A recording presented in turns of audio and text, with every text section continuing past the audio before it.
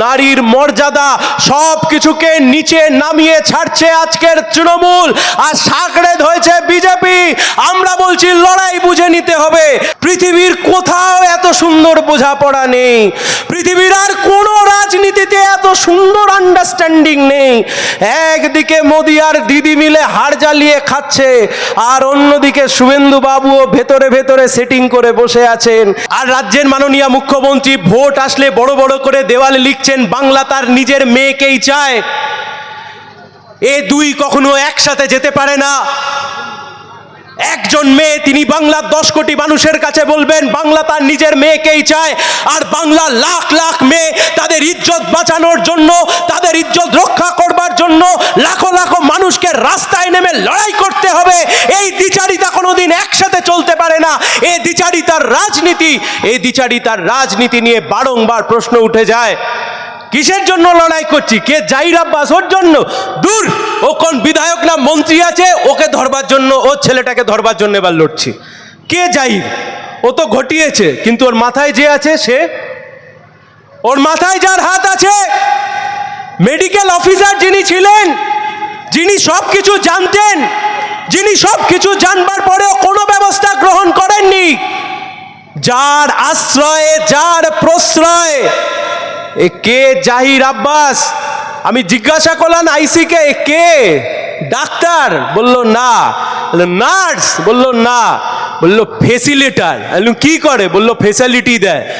আপনারাও জেলের মধ্যে ভালো করে ফেসিলিটি দিন, আর ভালো করে খোঁজ নিন ও আর কাকে কাকে ফেসিলিটি দিত।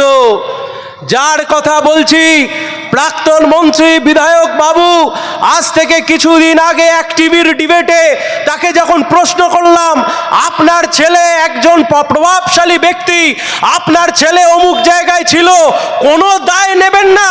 উনি হেসে বললেন, সায়ন বাবু, আপনিও তো 10 কোটি মানুষের মধ্যে একজন, আপনিও কোনো দায় নেবেন না। লজ্জা আছে?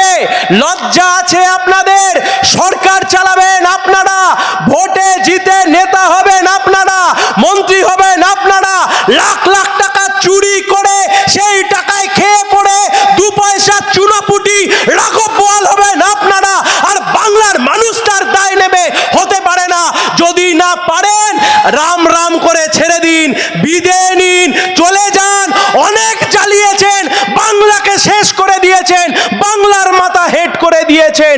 বাংলার আত্মসম্মান, বাংলার সম্প্রীতি, হিন্দু মুসলমানের ঐক্য, নারীর মর্যাদা সব কিছুকে নিচে নামিয়ে ছাড়ছে আজকের তৃণমূল, আর সাকড়ে ধরেছে বিজেপি। আমরা বলছি লড়াই বুঝে নিতে হবে। থানায় গেছিলাম, আইসির সাথে কথা বলছিলাম, আইসি বললেন হ্যাঁ আমরা ঠিক সময় চার্জশিট দিয়ে দেব। আমরা বললাম আপনি ঠিক সময় চার্জশিট দিয়ে দেবেন, এমনভাবে বলছেন যেন বাচ্চাকে বলছেন পেপসি কিনে দেব। ঠিক সময় চার্জশিট দেয়া আপনার কাজ। তৃণমূল নেতার পিছনে ঘুরঘুর করে চেয়ারে বসবার আগে জিভ দিয়ে চেয়ারটা চেটে দেয়া আপনার কাজ নয়, চার্জশিট দেওয়াটাই আপনার কাজ, অপরাধীকে গ্রেপ্তার করাটাই আপনার কাজ। আর তা যদি না করতে পারেন, তা যতবার আপনারা করবেন না, তার থেকে আপনারা যতবার ব্যাহত হবেন। এই কাজ করতে গিয়ে আপনারা যতবার তোতলাবেন, ততবার বাংলার দিকে দিকে, গ্রাম থেকে নগর, এই পাঁশকুড়ার মাটি, এই মেদিনীপুরের মাটি, এই মেদিনীপুরের মাটি সেই মেদিনীপুর যারা স্বাধীনতা সংগ্রামে সামনের সারিতে দাঁড়িয়ে বুকে গুলি খেয়েছে, যে লড়াই লড়েছে এই মেদিনীপুর, আজকে সেই মেদিনীপুরের মানুষ রাস্তায় নেমে এসছে। আমার বাংলার মেয়ে, আমার বাংলার বোন, আমার পাঁশকুড়ার দিদির ইজ্জতে হাত পড়েছে, এত সহজে ছাড় পাওয়া যাবে না। এ লড়াই লাল ঝান্ডা লড়ছে বাংলার মা বোনেদের সম্মানের জন্য, লড়ছে বাংলার সম্মানের জন্য, বাংলাকে বাঁচানোর জন্য।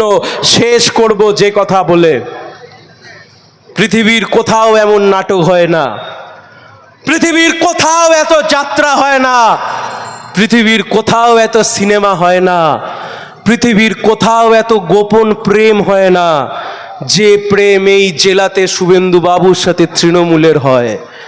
পৃথিবীর কোথাও এত সুন্দর বোঝাপড়া নেই, পৃথিবীর আর কোনো রাজনীতিতে এত সুন্দর আন্ডারস্ট্যান্ডিং নেই।